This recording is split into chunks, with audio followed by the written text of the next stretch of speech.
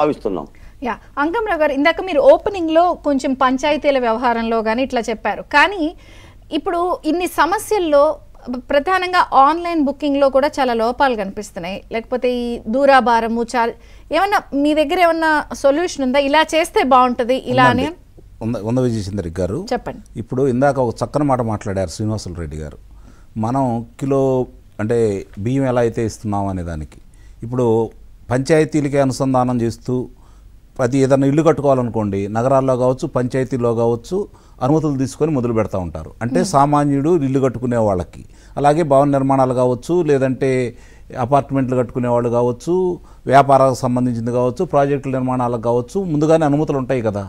వాళ్ళ అవసరాలకి వాళ్ళ లెక్కలు వాళ్ళకు ఉంటాయి. కాబట్టి ఇది పంచాయతీలకు సంబంధించి నిస్సందేహంగా ఎవరైతే ఇల్లు కట్టుకుంటున్నారో పంచాయతీల ద్వారానే అందజేస్తే మనకు వచ్చిన నష్టం ఏంటి, దానివల్ల చాలా ప్రయోజనాలు చేకూరుతాయి, ప్రభుత్వానికి కూడా మంచి పేరు వస్తుంది కదా. మధ్యలో దళారీలు ఉండరు. శ్రీనివాసులు రెడ్డి గారు రాసిచ్చినట్టు నిస్సందేహంగా ఈ ప్రభుత్వం యొక్క ఆశయం నెరవేరుతుంది, ప్రజలకు కూడా అంత ఉంది కదా. ఇప్పుడు నేను ఇల్లు కట్టుకుంటున్నాను నా గ్రామంలో, పంచాయతీ వాళ్ళు అనుమతి కోరతాను, నాకు ఎంత కావాలో తెలుసు కాబట్టి విడతల వారీగా ఎంత కావాలో కొంచెం ఆలస్యమైనా లేకపోతే ముందొచ్చినా కూడా అందజేయగలిగితే నిస్సందేహంగా ఆ బాధ్యతలు వీడు తీసుకోవడంలో తప్పేం లేదు.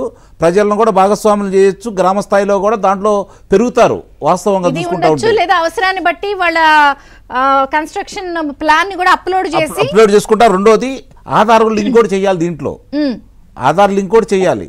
చేసినప్పుడు వాటిని నిజంగానే కట్టుకుంటున్నాడా లేకపోతే ఇట్లా చిత్రీకరిస్తున్నారా.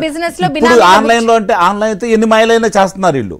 అలా కాకుండా పంచాయతీలను దీంట్లో గనక వాళ్ళని కలిసి మీరు పనిచేయండి అని చెప్పి కనుక భావించేసి వాళ్ళ కనుక అప్పచెప్పగలిగితే వాళ్ళు అది చూస్తారు. అందుట్లో కూడా కొంతమంది చేస్తే చేయొచ్చు, అందరూ ఉంటారని నేనైతే చెప్పట్లేదు.